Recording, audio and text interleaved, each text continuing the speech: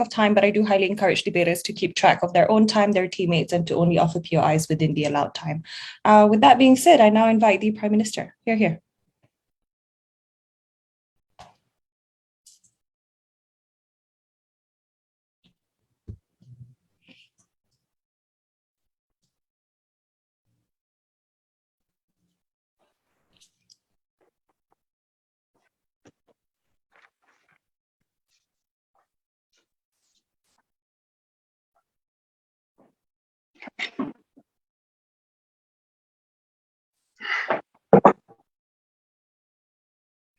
I'll take POIs in the chat, please.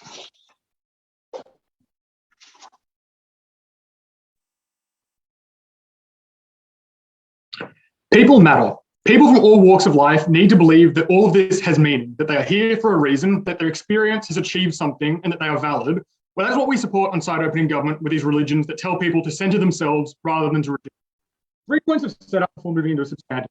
Firstly, we think centering the self is not about selfishness at the expense of others, because obviously when you believe that all individuals have meaning, when they are all capable of forming relationships with God or gods or whatever sort of form of spirituality they believe in, you obviously have to believe that other people's experiences are also valid and important, is not something that you can actively reject and undermine. Secondly, in setup, we think the number of people in each world who are religious is likely to be fairly symmetric because of other pressures like cultural norms, like religious expectations. We think this is a debate mostly about the quality of religion rather than sort of the quantity of believers. But thirdly, we think the metric for this debate in terms of setup is that we think religion is broadly a pretty good force for a lot of people's lives. It helps people get a lot better. We think that is what we're defending. With that said, if any of that's unclear, I'm happy to take a point of clarification. Otherwise, I will make 3 arguments. Firstly, why religions that tell you to center yourself are far more accessible and far more easy to opt into for a huge number of people. Secondly, why when people do opt in, their internal emotional resonance and experience of spirituality is far better in our world. Thirdly, it's harder to weaponize religions that tell you to center yourself by bad actors. But some of the accessibility, and we think the metric here is basically that people often form incredibly meaningful connections based on their spirituality with the world around them, often in times when they have very little else, when they perhaps live in poverty. We think it is good to give people the option and the easy access to religions that are, broadly speaking, pretty good. 4 mechanisms as to why we think we get better accessibility opening up. Firstly, every single person around the world, no matter what circumstances they live in, has subjective experiences that they can draw meaning from. Not everybody can align with objective doctrine. For instance, if the Bible is pretty explicit that if you are gay, that is something that you cannot opt into in that sort of fashion, that is obviously pretty bad. But everybody has experiences of the subjective. Everybody has different beliefs about what is sacred, what is meaningful, what brings them closer to God or the gods or whatever equivalent spirituality they believe in. Every single person by default has access. That is something that the opposition bench can never claim. Because inherently, you have to believe that you serve some greater purpose in some more specific, controlled fashion. That is far harder to access for the vast majority of people, particularly people, for instance, who don't align with traditional sort of gender or cultural norms. That is something that is quite bad for them. And I want to preempt here that some opposition teams are probably going to run stuff like that. Well, it gives people a sense of a greater purpose, and that is quite meaningful, particularly for people who don't have a lot going for them in this life. But we say that it's especially important to make it as accessible as possible for people to believe in religions. Even if they don't necessarily have the best material conditions, it is still meaningful to give them a more spiritual and more deep and meaningful connection there. We don't think they necessarily need to believe that there is a better life for them when this religion provides them happiness in the immediate. The second mechanism for why is that there is simply a broader range of beliefs that are acceptable because there is no concrete correct way to believe. There is no one there to tell you what you're experiencing is invalid. You are not actually a true believer in this religion. That is obviously really good because it is much harder to be challenged, for instance, on the basis of whether you are a true believer. It is harder for people to attack what is often a very core facet of your identity, which is incredibly emotionally devastating. Thirdly, this religion just has a better image to people who aren't already believers, right? Because when the religion inherently believes that people matter and people's values and experiences are important, rather than outright rejecting them, that means it is perceived as a less cruel and cold and callous religion. You're far less prone to get rejected when people try to opt into it. You're far more likely to be interested, at least open to hearing some of the ideas of that religion, which can enrich people's life and experience meaningfully. But fourthly, it's just less miserable, right? If you're constantly worn down by the expectation that you should be sacrificing because your individuality doesn't matter, because there is no value in the self, that is just an incredibly oppressive lifestyle to live. I know that's particularly bad for people who can't really opt out of religion because of things like familial expectations, cultural norms. If your religion is actively making you miserable by telling you that you as an individual do not matter, we think that is particularly bad. That is likely to lead to people to feeling hopeless, to feeling depressed, to feeling lost. That is the biggest impact in this debate. We make religion far more easy to opt into. We make it far less miserable once people are in there. Before we move on to the second substantive point, closing. Oh, do you support religions, or do you think religions are a bad thing? Which of the two is it? As I pretty clearly state and set up, we support religions. We would just support religions being better than, oppressive, very like suffocating religions. I don't think that's a particularly effective POI. Second substantive argument on internal emotional resonance and why people believe in more meaningful ways. 3 reasons for this. Firstly, they are validated for what they have been through in their own personal life. And that means that people from all walks of life are able to opt into religion. They're able to come to a more sensitive and more deep and meaningful and nuanced engagement with their spirituality. That looks like, for instance, being for example, a gay Muslim and being able to believe that this offers you some unique sort of spiritual connection to your particular religious beliefs. That is something that is exclusively available on the government world.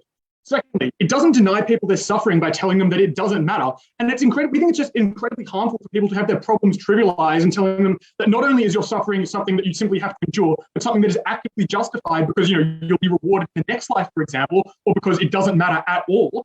Obviously, that is incredibly demeaning and demands a huge sacrifice and burden from people. We just think has no real payoff or benefit for them. We think it is obviously pretty bad to tell people that when they live a life of misery, that they actively deserve it. We can remove that when people's individual experiences are centered and considered important. But thirdly, we just think it's a more empowering narrative because it suggests that you have agency over your own life, your connections, and the way that you opt into religion matter. You are in control of your own destiny rather than, subject to the whims of a cruel universe. That is something that is incredibly empowering, that makes people feel far less miserable about their life. That is why people's internal emotional resonance and the way they are spiritual is far better in our world. Finally, let's talk about why this is why our world in which religion centers the self is harder for people, bad actors to weaponize. We think the counterfactual here, as I've already sort of implicitly alluded to, is that there is a focus on sort of, maybe there is meaning in the next life or there's some greater purpose. You as an individual and yourself in your own experiences matter very little. But the problem with that is that even though if like the opposition teams in this debate argue, well, that greater purpose can be meaningful, they can't control how that greater purpose is decided and how it's manifested. We say it is determined by the religious powers that be that are often fairly heavily interluded with things like society and politics in ways that are quite harmful. For 2 reasons. Firstly, as I already flagged, it's often politically intertwined. If religion is used to motivate and rally voters, is used to justify conflict, for instance, look at the religious narratives between, for example, the conflict between Iran and Israel. Obviously, it is incredibly bad when centralized actors are able to take control of this narrative of what spirituality actually means. They're able to weaponize it to make people more violent, more hostile, more willing to reject other religions and say they are wrong. But secondly, we just think inherently othering narratives saying that if individuals and their own interpretations do not matter, it's easier to say, well, if individuals don't matter, then their interpretation is wrong and therefore they are less than people, they are less than me. That means it's far easier to other them and make them the enemy. At the end of this speech, it's pretty clear. People matter. We should make them happy. We should make them believe that they matter. That is why we propose.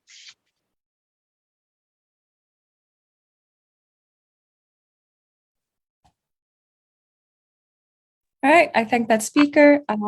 Give me a second to just change my Wi-Fi real quick. Okay, I now welcome the Leader of Opposition. Here.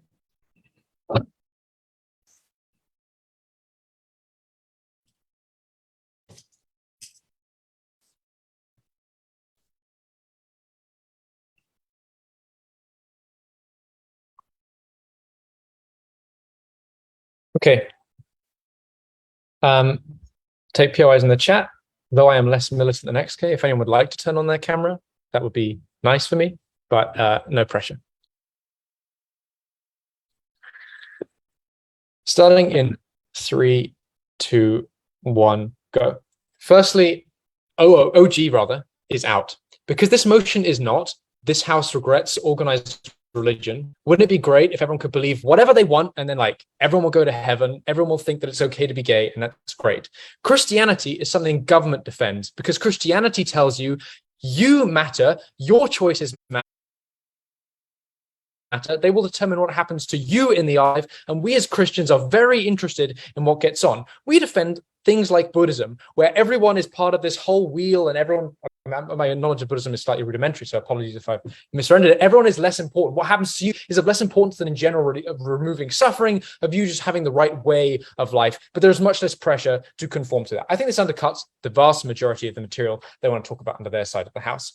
First question, under which side do people feel better? On this question about whether or not you can have your subjective experiences be good, the info slide says your experiences are special, but special just means of special importance and not necessarily good or bad, right? It is important that you get the correct, like you have the correct experiences in order for you to be saved, in order for you to go to heaven. But for that to be a thing that you spend a lot of life worrying about, it must be the case that you could not go to heaven. Otherwise, no one actually pays a lot of attention to this question, which means that for some people, it must be possible for them not to go to heaven. That is why religions still have a large amount of power to prescribe what is the correct way of living, what is the optimal special experience with God under their side, which means that I don't think they get access for the benefits they want to talk about. By contrast, I think we get some more level of inclusion under our side when it is less important, right? Because it could still be the case that we deem the thing that I participate in to be an evil under our side, because there still can be a prescriptive view of what is good or bad for the world, even if it's not good or bad for me. But the extent to which I personally feel like I am a bad person because the thing that I do directly ties to consideration of what I'm like, whether or not I will go to heaven or hell,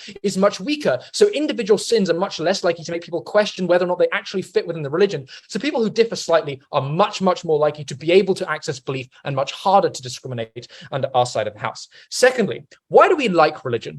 We like religion because it makes people happy primarily, and it makes an awful lot of people happy. I think there are two reasons that it can make people happy. Firstly, a sense of community, which is probably symmetric or something we will win under our side because you're more likely to care about your neighbors, believe they're important, rather than to be particularly selfish and like spying on them and check whether or not they conform to the priest's instructions. But secondly, and relevantly, because it is a way of making you feel better when things otherwise are going badly. Because religion sure can be like an extra cherry on top if I'm happy, but it's much more important making me believe my life's all right, everything will be fine when I really am in tough circumstances.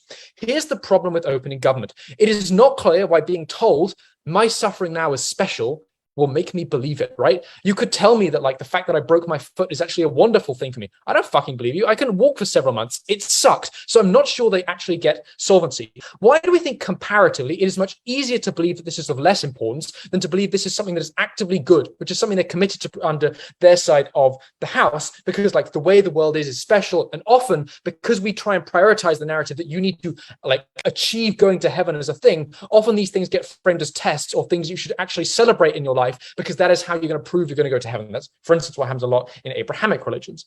Firstly, it is easier because that is the way people currently behave. When bad things happen to me, my predisposition is to try and avoid those things, not to think about these things. But there is a real psychological like limit to your ability to gaslight yourself into believing that like pain or hunger is the thing that is actively good for you. So we actually have a narrative which coincides with the way that people generally tend to overcome these things.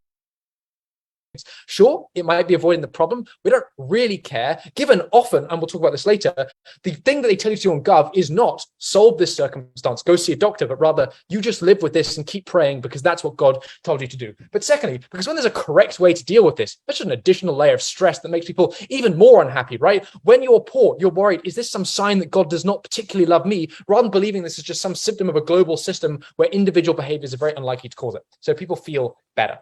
Secondly, religions are substantially less oppressive and are much more likely to actually appeal to poor people. Government might say, although they haven't so far, that when you're told that your individual circumstances do matter, the fact that you are in poverty is much more of an immediate harm, and you're likely to see it as a religious harm. But we think this is not the likely way that these things are going to go, because religions tend to like the status quo to an immense amount. Firstly, because when people are poor, they're much more likely to believe in gods for the reason I told you, that religion is less important to yourself at the point where you're happy. Secondly, because the most powerful religions, the ones that have the most impact, are usually the ones that have large amounts of state support and therefore are set up in order to preserve the state. But thirdly, because religious leaders are often able to make themselves wealthy because they're local celebrities, have a lot of power over people, which means that they like the fact that they are able to extract money from poor people. I'll take closing. Yep. In Buddhism, people often say that if you do bad things, you're going to be reincarnated as a cockroach. Why does that not similarly scare people into behaving? Like, to the extent that that might be true, that is a reason why Buddhism conforms to the government side. So maybe Buddhism is not the best example of an opposition religion, but we would say that if it did not tell you that fact, if it just said, we care about other people, we care about the world, that would actually be preferable. I don't get this POI. To be clear, this suggests that when government, like religions, say your experiences matter, they are more likely to tell you that these things are actually good than tell you they are actually bad. So religion under their side will not be an organizing force for making people's like real conditions better. For sure, it is not the case that we are any better, right? Like it is still the case that organizations in our religions are still going to have incentives to support hierarchical structures and hierarchical societies.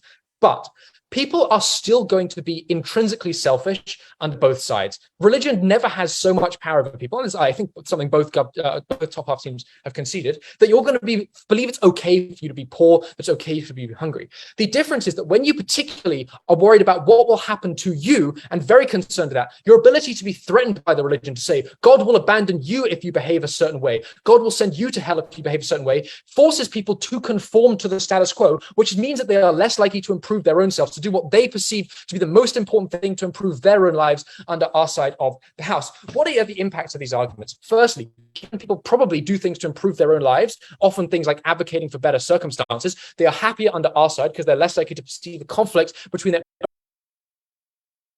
own intuitions and their religion. But secondly, it's less easy to pressure people to things like frivolous donations that in many cases just constitute taxes on poor people that wealthy that make higher up people very wealthy, because it's much harder to persuade someone, like if you can't tell them they're going to go to hell, to part with large sums of their cash. But thirdly, people are much more likely to push for change. This probably moderates the religion, because if people don't believe them, and you can't enforce like going to hell as a way to force them to believe you, you're now much more likely to become more moderate, to push for or support poor people in your advocacy so that they keep coming back to your church. In the long run, this means that you're more likely to get some minor reforms in government, you're more likely to have wealth redistribution, you're less likely to have regressive taxation. Very proud to oppose.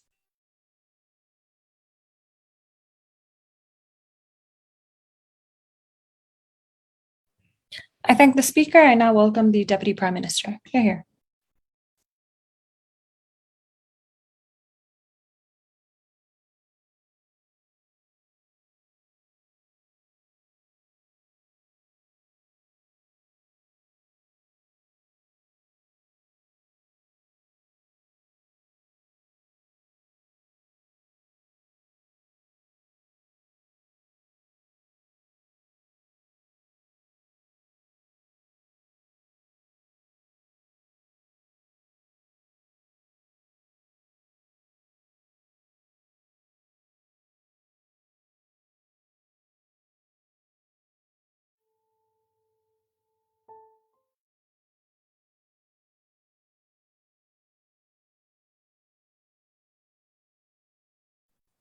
Okay, double checking I can be heard.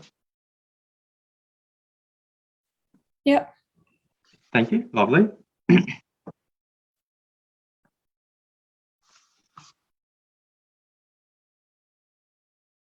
For poor minority communities, when they face substantial suffering and misery, the far more accessible narrative is not to try and convince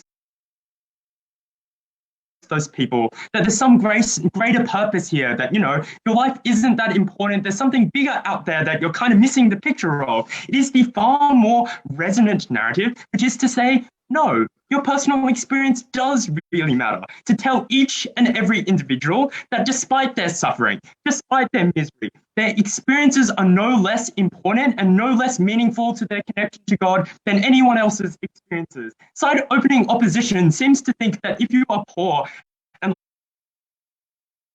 like are suffering, what this does is gaslight you to think life is okay. No, what it does is allows you to focus on what actually makes you or gives you meaning in life. Whether that is your incredibly close relationship to your child, whether you look back at your friendships and your close romantic relationship and think to yourself how much meaning and how much hope that gives you in that life. Whether that is your conscience and your morality, thinking to yourself that you gave what little you had to try and give your children the best life they possibly could have by opening opposition's own mechanism in this debate. That individuals fixate on what gives them hope, what gives them meaning. That is why they will always turn to the positive personal experiences that each and every individual has, regardless of how much suffering they face in the world. That is what they will look at and say, this is what makes me a religious and pious person. This is what gives me my connection to God. This is why I still continue to live this life despite that suffering. That is why OO's biggest harm in this debate of, we gaslight people into suffering and being okay with that suffering is clearly outrageous. What else does OO give us?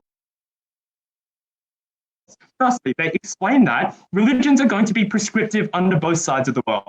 Congratulations, opening opposition. That is why we gave the argument that it is easier to weaponize and it is easier to create societal narratives when they are religions that do not focus on the individual experience, but instead say there is some greater good or some greater meaning out there, that individual experience doesn't matter. Why is that true? They give the example of Buddhism, which is a slam dunk for side opening government, because it is Buddhism that asks for the greatest sacrifices upon individuals. It tells monks that they need to rigorously fast, that there sets of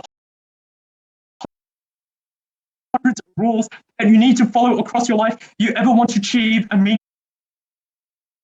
meaningful reincarnation. It is one of the most dogmatic religions in saying that you have a certain right way of conducting that life, that there are certain better and more objectively correct metrics that individuals ought to be following. If you do not, then you are a less pious person. We say that it is explicitly Buddhism, that is not the happy individualist kind of narrative that side opening opposition seems to think it is. It is one of the most brutal religions in being incredibly fervently dogmatic. Look at examples like Tibet or Sri Lanka. We say is actually Christianity, if you want to use that example, that is the prime example of a religion that is far more tolerant. There's a reason why there are so many denominations of Christianity. There's a reason why there are so many totally inconsistent narratives that Christianity has under its broad church. That is because Catholicism and Christianity are religions that, yes, obviously still have a hierarchical nature and that still are organized religions. Well done. They are far more individual, though. They therefore have far more tolerance to allow individuals to be able to access personal narrative. The big mechanism they do not respond to from Prime Minister is one where it is far easier to politically weaponize, far easier to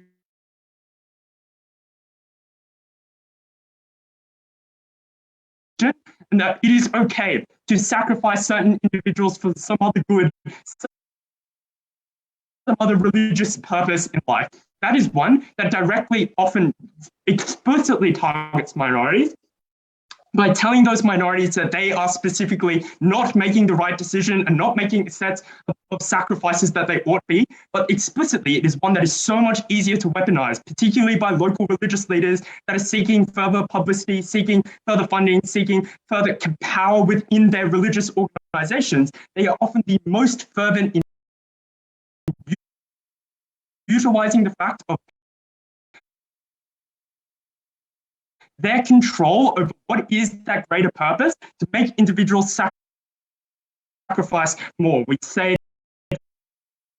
that it is an incredible harm. We'll take the closing position. So, maybe ESL and an idiot, but please explain to me your mechanism of coercion. Why on your side of the house, somehow magically you have more coercive power than tangible material consequences and impacts? Please clear it out for me. Not entirely sure what this POI is driving at, but to be honest, it's just like personal experiences exist to people. Presumably, religion has incentives to include as many people as possible because that is how it gains influence and power in society. To the extent that there are a broad church of personal experiences that individuals have, that the church is more willing to give leniency of which personal experiences give individuals hope, which personal experiences make that meaningful connection to God, than some greater narrative which needs to objectively be tied to some metric that all individuals can follow. Otherwise, their sense of personal self-sacrifice doesn't matter. What else does side opposition tell us? They tell us that God will be more punitive, that there are greater power for external pressures, but we've already explained why the opposite is true. Why it's harder to coerce individuals to believe that their connection to God is purely personal, or at least somewhat personal, is less capable of influencing or shifting them to tell them that their relationship doesn't matter. But thirdly, opening opposition says, look, what happens here is it's easier to moderate these religions. It's easier to hold them to account. But the opposite is true, because your religion by necessity needs to tell individuals, and it needs to be extreme enough to tell individuals that their individual life does not matter, that there is something greater outside of that religion. This is one by default that lacks the moderating capacity of saying that individual experience matters, whereas ours is not true. Ours can say that both individual experiences and some greater sense of purpose does also matter, and it is deeply unclear, therefore, that ours is not far more capable of moderating that force, of saying, yes, personal experiences matter, and you should focus on the personal experiences that help others, that are less selfish and are more inclined to, for instance, build on your family connection. Finally, what else do we give in this debate? First, I want to explain that the opposition also has a capacity problem, because they never really explain why, for instance, the most privileged people are just not the most capable of achieving whatever greater purpose or whatever sacrifice that they want from individuals. It is always the wealthiest individuals, it's always the individuals with the greatest social status and the greatest political power that are the most capable of claiming the narrative. We are being the most selfless, we are being the most capable of accessing this greater purpose. That simply means that the people who are the poorest, who suffer the most, the least capable of claiming that narrative of, I did this self-sacrifice to achieve some greater good. So finally, we told you at the end of this debate, we have a closer, more genuine connection to God, and we have more individuals that are part of that community that share your emotions and your suffering. That is why we clearly take this.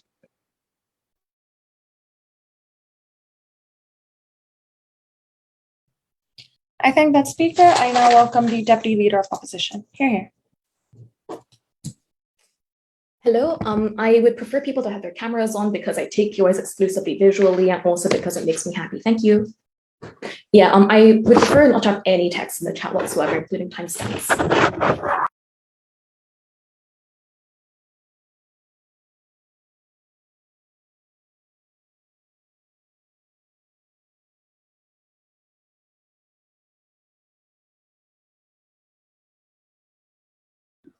I'm going to break this debate down into two very intuitive themes. The first is internally, does it make people happier or sadder? And the second is, how does it change their actions to make other people happier or sadder? So first on happiness, right? Our claim is that it's way, way nicer to conceive of yourself as an insignificant speck of dust floating in a beautiful universe than to feel like you have one life and you have to prove yourself and do God proud in order to make it good. And the first instance that we give you is that in times of great difficulty, being told that religion is all about the self is incredibly harmful. I think Oji has a reasonable line here, which is to characterize self-centered religion as being very, very validating and self-selecting, and that you can self-select into like the kinds of narratives that you prefer, and no one can tell you what to do because you're independent, right? I think that the main response to this is that unfortunately, this debate doesn't happen in a vacuum. Fundamentally, human beings are social animals, and religion itself is also highly communal. What that means is that connection to God exists on a scale, and there are comparisons to one another, perhaps because there are Bible study discussion groups in which you talk about what you've personally done to make yourself closer to God. And note crucially, like independent of religion, human beings are competitive. We want to be outperforming each other. We want the approval of our priests. And for those reasons, you have the constant pressure to perform. But second of all, it's also just the case that you cannot lionize people who have done very, very well, which means that you end up enshrining certain traits such as being a very faithful and obedient and passive wife, for example, or being a self-sacrificing man who can make his country proud. All of these things tend to favor power, favor the establishment, and make you much worse off and harm the minorities OG wants to talk about. However, I do think that there is a claim on CG potentially that is better, which is that, you know, in times of difficulty, you can benefit from individual connections to God because you gain the support and the strength that you need because you feel inspired and that you can push this difficulty and gain more from it. I think that even though that sounds good, it's inherently actually extremely harmful. The reason for this is because it makes your happiness and your comfort hung on being able to get something out of it, or on feeling strong and on feeling able to push through these things. And the problem with that is twofold. The first is you often can't access the kind of underdog stories or the arcs that are nice and justifiable. And the problem is, when they're going through really, really difficult shit, you form expectations of what you want to achieve. You think, okay, God has cost me a God. I've lost my wife. I've lost my children, but that's a test from God. It's because I was a bad man in these ways, and I can still get them back if I do A, B, C, D, other things. And the reason for this is because people aren't perfect machines. Oftentimes, we interpret religious narratives through the context of our own lives, which is what this debate does. And that means our own hopes and preferences get imposed onto the way religion behaves. So we assume that that's certain things that God wants. But ultimately, these are outside of our control, right? Like economic circumstances are obviously independent of us. There are some random chances of fate that mean that we could lose certain things. Like we could just be wrong. Like all of these things, life goes very, very badly for most people and experience a good deal of suffering. But the second main thing here is that I also just think the feeling of strength and having God with you is really inaccessible, right? And I think that this also beats OG's claim on bringing more people into religion, because I actually think being like, I can benefit from a personal connection to God is really, really, really difficult when you're not actually raised to be religious as a child, because you're told like, there is this God out there, and then you can benefit from a connection. Like, what is this connection? I don't feel it. I don't see it. Whereas on the comparative, I actually think that self-rejecting religions are way easier to access. The reason for this is, what do most of these religions look like in the status quo? Oftentimes, they center around nature. They look at underlying rules about the world. And the reason for this is because the natural foil to being centered around the self is giving up the self and breathing and trying to let your consciousness fade into the universe. And that's pretty beneficial for two reasons. The first thing is, I think that the world around us is quite beautiful, and it is possible to just walk outside the door and see a tree that is beautiful and green and gain happiness from that. But the second main reason is, crucially, it's especially effective in times of pain and difficulty, because literally like these religions impose exercises such as meditation exercises, letting your mind expand, letting go of yourself, that literally reduces your anxiety, stress, and depression over time. And I think that that differs from processes of talking about guilt, for example, and confession, which rather reinforces your sense of self and makes your guilt even worse. Crucially, note that when individuality is the crux of the debate, it's very easy for their side to tell you, you ought to do A, B, C, D things because these are in your own interest. On the other hand, when the sense of self doesn't matter, but crucially, when it's also much more difficult for religious leaders to also assert themselves as positions of authority, because they too are individual human beings, some people who are fallible and who really don't mean anything in the grand scheme of things. I think it's significantly easier for us to resist oppression. I think that this is the most important impact in the debate. And the reason for this is because I really think that actions and things are often outside of our control. Like, yes, one person hurting me is quite bad, but people could hurt me or help me for a billion other reasons. Honestly, happiness fundamentally is governed by my own state of mind and how I interpret things as good and as bad. And for those reasons, having this mentality of low stress and being at one with the world is much more important. Before I go any further, I'll take CG. Yeah, so in reality, on both sides, people kind of know that life is quite a lot about luck. Don't you think that these factors will be worked in the way in which religion counsels on our side? Sadly, I don't think that's the case. The reason for this is because religion is often about there being a higher power, right? So like luck doesn't exist a lot of the time on Gov, because the idea is that like things happen for a reason and God has made this happen. Sure, maybe there are similar conceptions of fate on op, but it's the idea that things have happened for a reason, but this has nothing to do with me because I am but an insignificant ant. And I think that for those reasons, it's much better for like notions of fate to be detached from your sense of self and what's happening around you. Okay, finally then on actions to others, right? So we told you, like to be told that you matter very, very much intrinsically means that you tell people selfishness is good. And the reason for this is because yes, everyone is important, but people are subjective. I don't have epistemic access to Greg's happiness and harms, and he doesn't have access to mine. So oftentimes we get overwhelmed by our own pain and suffering and end up trying to prove that at all costs. The problem with this is that different people have different levels of power and ability to make themselves better or worse off, which means that if everyone is trying to do what they perceive as the right thing at the cost of other people, you end up reinforcing social hierarchies and making those with the capacity to do so even more powerful. To be clear, this has driven a lot of harm and suffering in the past, because when people disagree, you need to harm, you need to suffering, and you justify that by saying, I'm doing what God wants me to do, or I'm making this person better off. For all those reasons, nature is great, people suck, happy to oppose.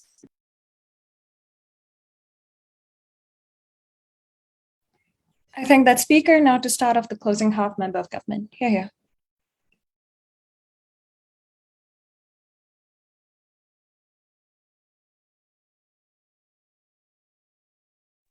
Hi, so Sean's in the restroom. So if you don't mind just giving us like 30 seconds or so, that would be awesome.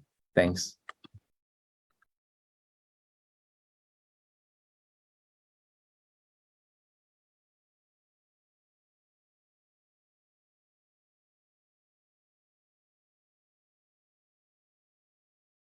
I guess in the meantime, I'll just say POI is in the chat.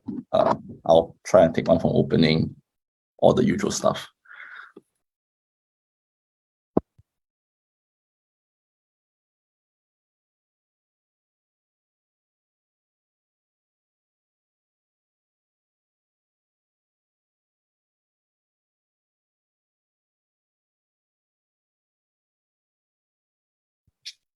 All right, Sean's back. Fantastic.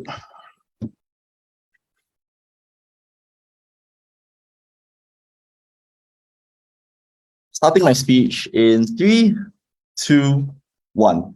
The real question in this debate is how both these conceptions of religion interact with the individual's fundamental identity and their ability to live the good life.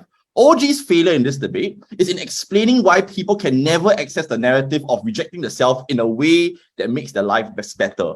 All their arguments start from the premise of their own lived experience, i.e., these people were born into a life that taught them that the individual experience matters.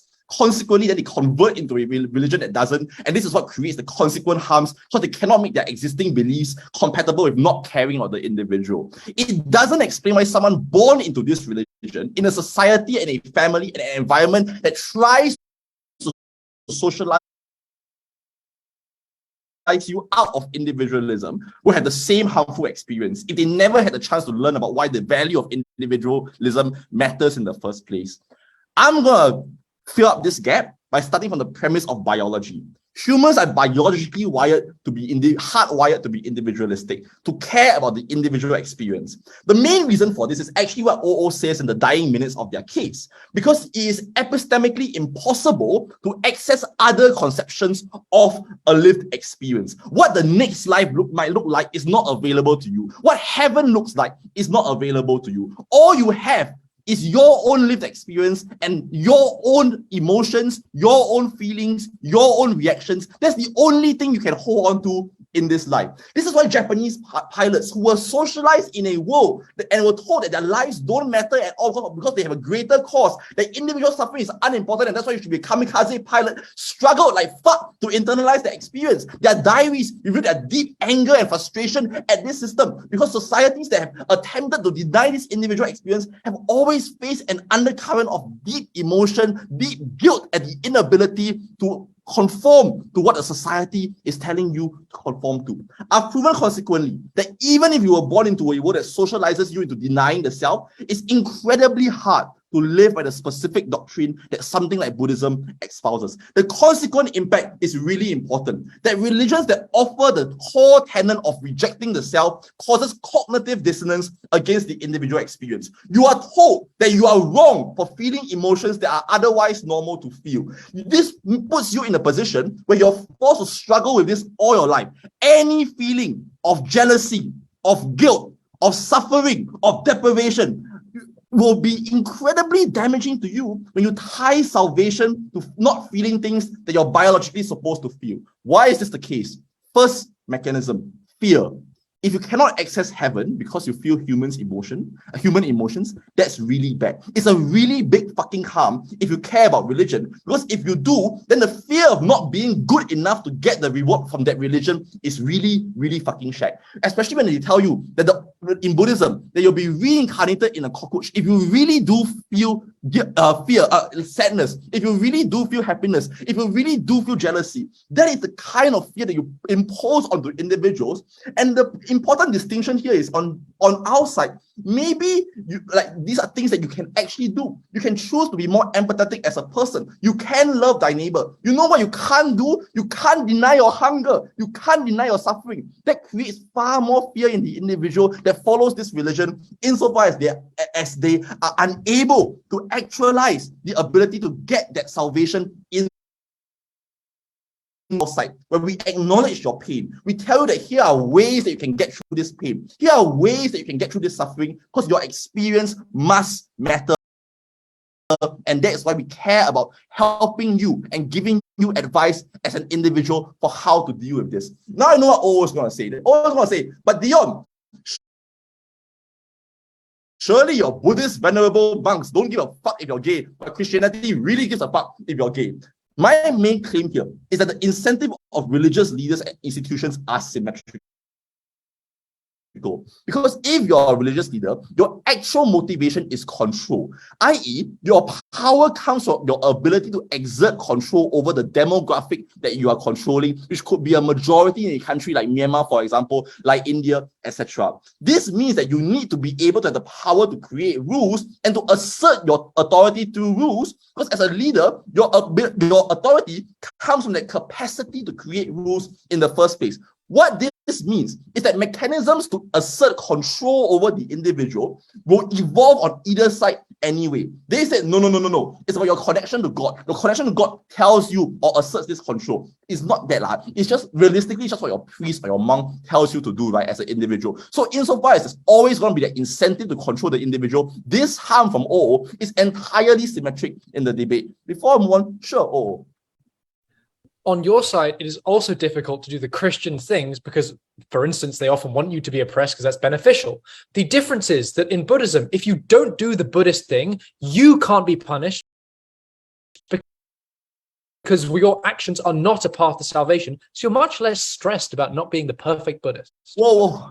Your actions are still a part of your salvation. If you feel heavy emotion, if you are a person that cannot divorce yourself from yourself from like all of that stuff, the problem here is you cannot access nirvana. It's literally inbuilt into Buddhist doctrine. I don't know what you are talking about. The key difference, therefore, is in the way that this type of control interacts with people and their human experience. That's what uniquely CG brings to the table. That's why religions are so harmful insofar as they constantly force you to deny yourself and puts you in a position where you're likely to experience lots of active harm, lots of active fear from your inability to do so. The next thing I'm going to tell you is that the recognition of self encourages you to validate your own feelings and use those feelings as a basis for decision making. That is the basis of agency, i.e., that you telling you that you have agency over your life, that how you feel ought to be how you make decisions is something that uniquely happens only on our side. Why is this important?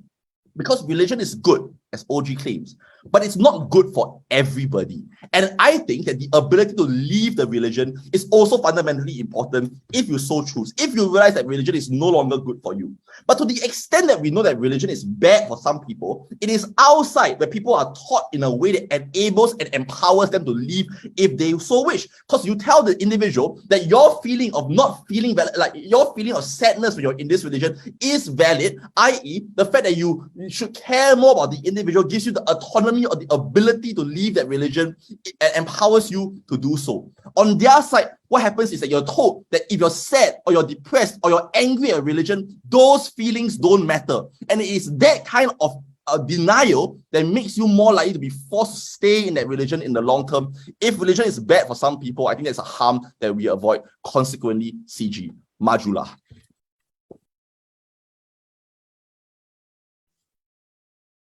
I thank that speaker. I now welcome the opposition member. Here.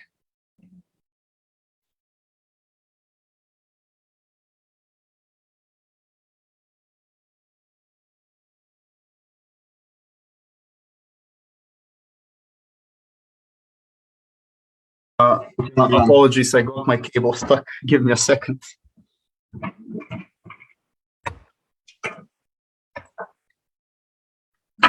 Got it.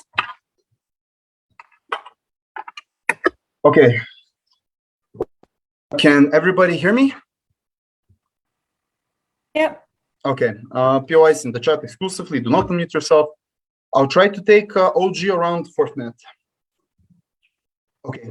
Starting in 3, 2, 1.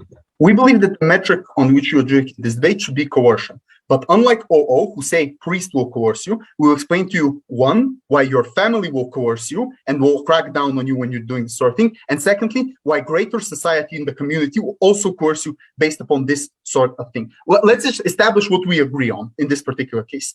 On their side, what they're defending, there's basically material connections to your process to getting into heaven. So there must be some kind of objective things that you must follow, i.e. wearing hijab, not drinking alcohol, praying 5 times a day, going to church Sunday, all this sort. On our side, there could be this sort of thing. This is version 1, but it's not necessarily connected to going into heaven, or there is nothing at all. These are the 2 versions of this debate. We will prove to you that on their side, necessarily the mechanisms are much more toxic and much worse. Let's get into how your parents, who are most likely religious, will think in this sort of case. Notice your parents, because they love you, because they have irrational thoughts in you, will necessarily care about your children, but also not children, other people as well. But we think this mainly has impact in terms of children. Notice there is extreme fear in your head when, going into heaven is connected with material action and this sort of things. So you care about your child, for example, going to church. You care about your child wearing hijab and all of these type of things, etc. But notice, this fear is irrational because you will never have certainty as to how much is the necessary probability or necessary proximity for you to do this in this particular case. So if your child is technically doing this, you will still think there is more. You will still think there is greater capacity for you to do it in this particular case. But notice that the cost is extremely big in this sort of case. Getting into hell is very problematic, very bad thing for you to do in this particular case. So what is likely to be the case? Because you're irrational and because the cost is big, this is when parents are likely to do bad things towards their child. Like, for example, to crack down on them in this particular thing, to spy on them if, for example, they're gay or if they're reading things that they're not reading, to take them to church necessarily in this sort of case, to force them to have bad relationships with them in this particular case. Like, for example, also other things, like, for example, banning your Harry Potter book and stealing it away because it's the devil's thing and these type of things. Why is this so bad, right? Firstly, just on a psychological level, think about this. In certain cases, just your parents, without hitting you, right? This is a very bad thing towards the child. It's likely to create a big trauma because, your parents screamed at you in this particular case, you have a hard time, etc. But in certain cases, we think that this may lead to the parent beating you up in this particular case, or direct physical harm. Secondly, it harms the relationships of both sides, both the parent and the child, because the child will remember this abuse that it has gone through, because the child will necessarily feel bad and not be able to love the parent in these particular cases, etc. Why on the comparative this does not happen? Because this is a very strong incentive that pushes you in this sort of thing. This is a very strong irrationality in this particular case because the measurement of hell is infinite, right? And the measurement of heaven is also infinite in this particular case. So this is why you're pushed towards doing this particular case. On the comparative, yes, maybe some parents will still be bad on our side of the house, but firstly, parents have incentive to be rational towards their child, to not damage their relationship in this particular case, to not go into scandalous things, etc. But secondly, they're less likely to be, very problematic about you skipping church on Sunday or you reading Harry Potter and these particular things when it is not directly tied with sinful behavior in this particular case, in these sorts of things. So they no longer have to bear the cost of doing all of these bad things towards their children because the benefit is not that big in this particular case. Why is this a stronger mechanism than all? And here is very particular. All explains that priests will do this in this particular case, but priests do not have infinite coercive capacity from you, right? In this particular case, or maybe they do in sometimes. We agree that their mechanism lines them. It's probably going to be obsolete. They'll get in this particular case, but parents have infinite coercive capacity of you. You live with them in this particular case. In many of these cases, these are the strongest authority figure that you have, who have control of your life, who can crack down, go into your room and see all of these sorts of things, who can pressure you to tell you that you are doing bad things and you are being a wrongful, wrongful, sinful child in this particular case, in this sort of things. So the extent of which our mechanism coerces people is way stronger than their mechanism coercing people in this sort of case. Note, CG also respond to them in this, so their response may deal with all, but does not deal with our mechanism. This is first mechanism in this sort of things. Second mechanism is that it will greatly toxify the community in this sort of case. What do people do when there is, a bunch of norms that exist in the organization? They like to virtue signal. Because they like to feel important in these sorts of cases. So in many of these cases, these people will say, this is the correct way to do, or I went to church this many times, etc. But coercive, they do the opposite. They're also likely to stigmatize behavior that is not a particular case. They're likely to talk about Sarah's daughter did not come to church in this particular case. This is very bad in this sort of way. Tom's child does not wear the hijab in this particular case. So because it is toxified, and people will talk about this necessarily, this will lead to worse communitarian behaviors in these sort of things. People will not be able to have a particular trust between each other. So this this impacted two ways. Firstly, any benefit that you're getting from a community, like for example, collective reaction, mental health problems, it is less likely to happen when there are things that, how do you say, can create the drama in this particular case. You as average informed voter can feel it because you lived through the drama. But secondly, and this is very important, is that people feel worse when they're doing this sort of thing, right? People feel harder when it's talked about. People talk behind their backs. It is bad in these sorts of cases. So it coerces you even more in this particular case. Again, this is stronger mechanism than priests because community is far larger and far bigger, and it harms you in this particular case. Before I get into maybe final points of impact, OG, go.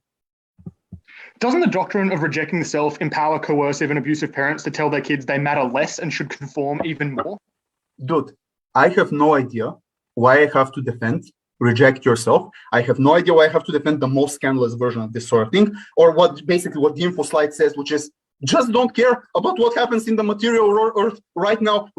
You give no structural reason why we have to defend the most scandalous version of this particular case. We give structural reasons as to why this is the case. Because you want to virtue signal, because you will be uncertain based upon these sorts of things. So this is why we beat you in the comparative in this sort of case, but Alec will beat you more when I'm getting into this sort of case. Why is this the most important thing, etc.? Because happiness or relative experiences, these type of things, I'm unsure what does this mean, honestly. Like maybe I'm not a religious person and that's why this is the case. But tangible impacts, like for example, you're having bad relationship with your parent. Like for example, you getting hurt, abused, and this sort of, you getting gaslighted, all these processes, these are very important tangible harms, and in many cases are irreversible, right? For this sort of thing to happen. This is why people have experiential problems. This is why people are awkward in many of these cases. This is how it harms your capacity, for example, to get a job, to find a girlfriend, to do all these things and progress in life. One final response towards the CG case. CG basically case, there is a natural push for you to care about individualism, and it won't happen on our side. The missing link that does not exist in their case is why do we have to do this in the most stupidest way possible? Like the society will most likely accept individualism anyway in this sort of case. They haven't proved that this must be in the most scandalous way. They have this logical gap and they can't fill it in with.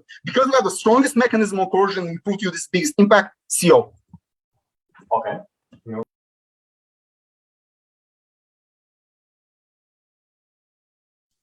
I thank the speaker and I welcome the government whip. Here.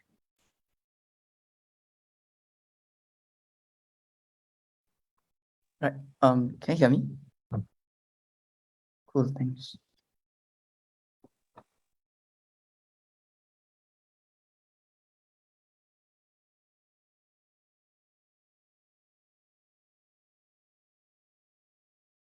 Right.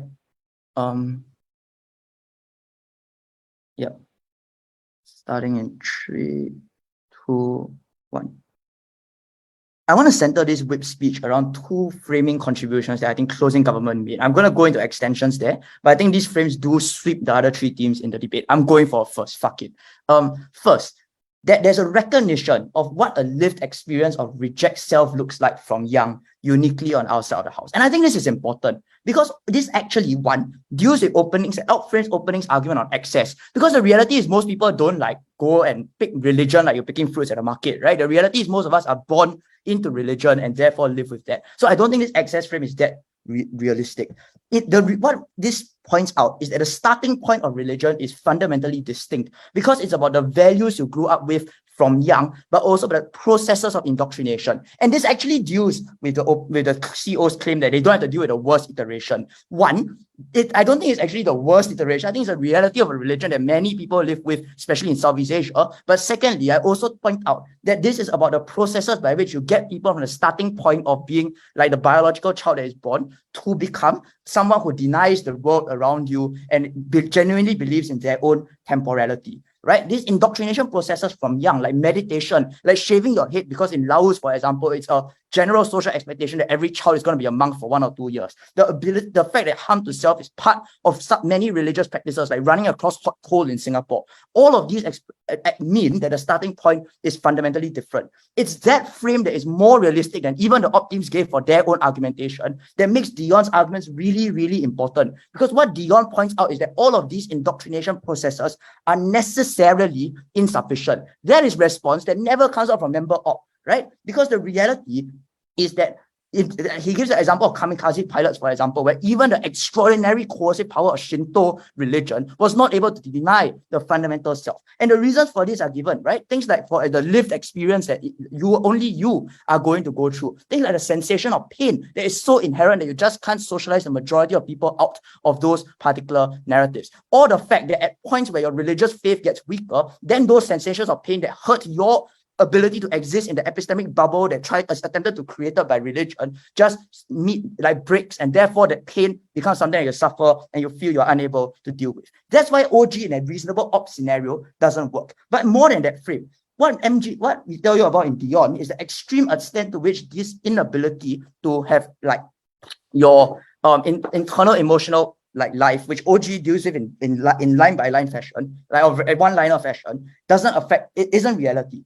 First, he tells you that these expectations are biologically impossible for the reasons I've given you. But second, he points out that this is about the means of counseling and the primacy of finding immediate solutions. So this is not just about finding God, as OO claims. That's, I think, a very far-reaching thing that not everybody prioritizes. But it's about the starting points by which you engage in that discussion or that counseling from your priest. The fact that, for example, priests and parents are likely to start by focusing on your problems versus a world in which you are shamed for feeling these problems in the first place. You are told that you shouldn't feel this because there are better things out there, because you should go and look at nature, for example. That starting point of counseling was the distinction that we pointed out made people significantly sadder and significantly harder to wrap their head around what they were told to behave and told to believe on that side of the house. That created deep cognitive dissonance, which we thought that for the most vulnerable individuals was critical, because these were the individuals who needed to feel like there was somewhere to go to at a point when all seem lost, at a point when they are depressed, at a point where they don't think they can move on.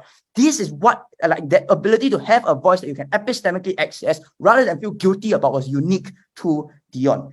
But secondly, Dion gives you another argument that CEO just doesn't deal with, which is the capacity to leave. And he points out that this requires you to center your own experiences. Because until you are willing to look at your own experiences for what they are, and value them for your feelings at that time, that's the only point at which you can square them against the religious rhetoric you're being told and ask, am I happy? Is there a better alternative for me? Because that requires you to care about yourself more than the social structures and forces around you. This is important, and it deals with always about meditation and nature, because the reality is we already have a fairly interreligious context, right? So like to some extent, if meditation and nature help, people can already sort of access that. What's important is the first actor they go to, which is what Dion tells you. But secondly, people can opt out also, right? But that's exclusive on our side to move to meditation and nature, which you can't do on OO side of the house for the reason that Dion gives and no one responds to. Secondly, second big frame, religion is not about theory, but about practice.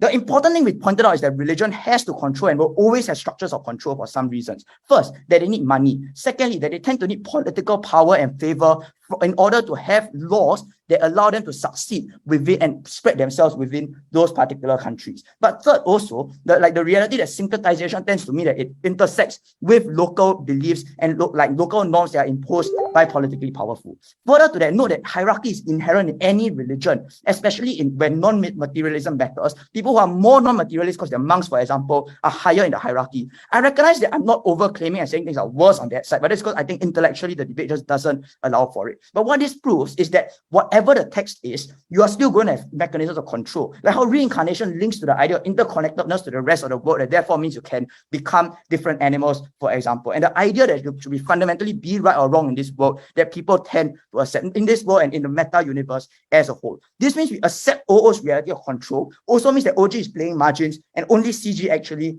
is able to wash this particular debate. OO. Independent of the most extreme examples like kamikaze pilots and child monks, where pressure is overwhelming for 100 other reasons, why would self-rejecting religions punish believers for selfish impulses if you don't actually matter?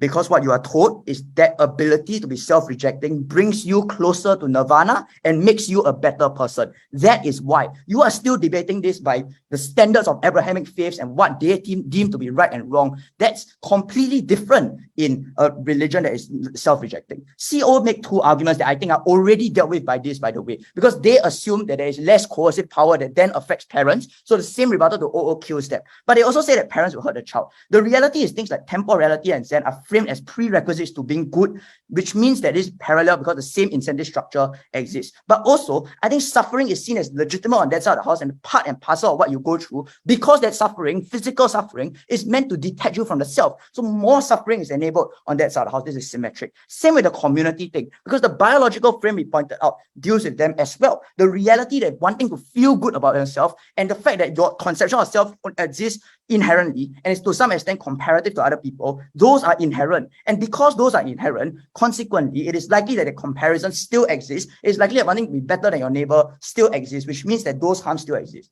The only real win in this debate, in a world where religion and the structures and social structures of religion will make so many other things symmetric, is the way in which we tell people to feel about themselves. That's what we propose.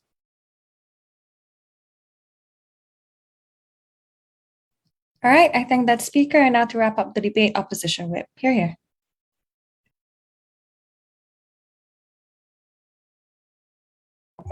Okay, starting in 3, 2, 1. I just want to flag that in order to get this far, and this is 100% not a joke, after we broke 26th Roman and I turned religious in order to access the necessary power to get this far. So we have a bit of spec knowledge about Protestant Christianism and the benefits that it can bring you by telling you to reject the self. Firstly, engagement with closed government, then engagement with top half, and explaining why coercion is most important in debate.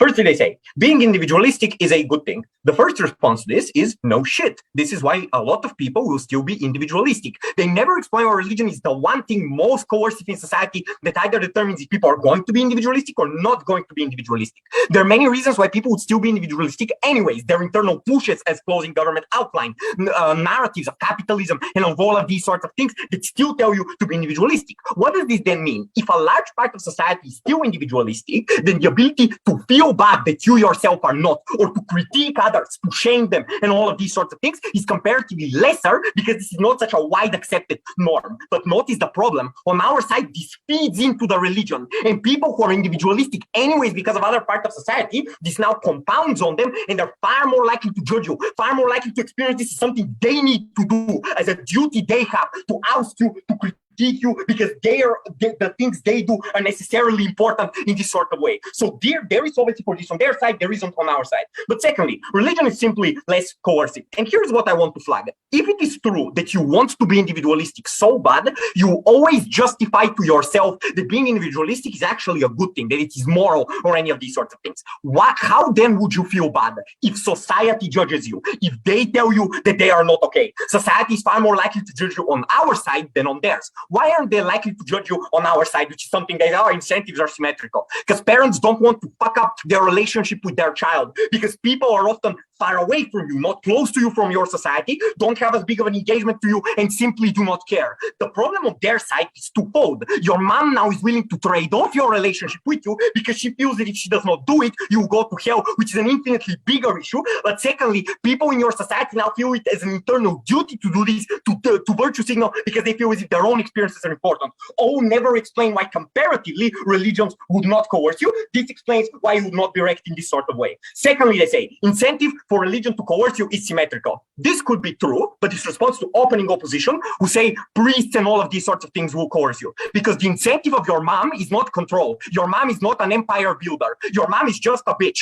She does this for irrational reasons. She does this because of irrational beliefs and faiths and all of these things. Even if the religion has an incentive to be coercive, the religion cannot make your mom be coercive if your mom doesn't want to, but we prove that your mom will want to. And this is very important to opening opposition. Your mom is far more coercive. She meets you way more often, talks to you way more often, people from your society as well, but also she has the far greater ability to harm you, to fuck up her relationship with you, and to make your life comparatively worse. So we respond to both of the pushes closing government make, and now we can move on to top half. Firstly, why is happiness a bullshit metric outweighing a large part of stuff in the debate? 3 things. 1, it is uncertain. Some people may like for you to tell them, oh no, you don't matter. Other people may like for you to tell them, yes, you do matter. It highly depends on what your values are, on how you've been raised, on all of these sorts of things. Neither team can claim this as a thing on their side. Also, secondly, there are many other things which lead to unhappiness in your life, or potential things that would happen. I'm uncertain as to why this one thing will affect your hormones in this sort of way to impact But thirdly, and very importantly, it's based on coercion, because if doing something that you like makes you happy, then presumably having the greatest freedom to do what you like makes you the happiest. At the point where we prove that society will judge you less for doing things that you like, for potentially moving away from religion, for being gay, for any of these sorts of things, then you get comparatively more ability to do the things that you're happy at, meaning that this is a comparatively less important metric. Now, on to coercion. What do propositions say about coercion? They say two things. The first is, they will still force you to do things because they tell you you do not matter, therefore you should not be individualistic. Again, yes, but two asymmetries on this. They do not no longer feel that this is a duty they have, and also they no longer feel that if they do not do this, you will go to hell. So people are substantially less likely to do it. But let's say there is an even if comparative. Notice that it's much worse to be coerced to do something than to be coerced to do nothing. Because even if you're coerced to do nothing, maybe you don't get to access the things that make you happy, but at least you don't do things that make you unhappy. You don't do actions that make you sad in this sort of way, like marrying a woman or disgusting things like this that are very gross to me in this sort of way. But also secondly, closing governments say, at the point where your feelings are valued as very important, you'll be allowed to leave. They say feelings that you may want to leave the religion.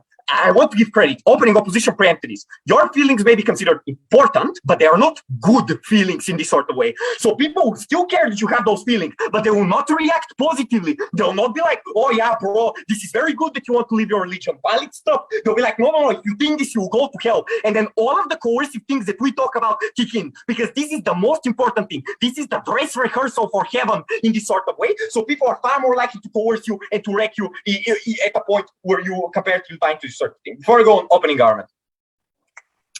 We already explained the reason why people don't believe internally indoctrinated worldviews of religious meaning, and that is because it denies them the validation of their suffering. Can you please respond?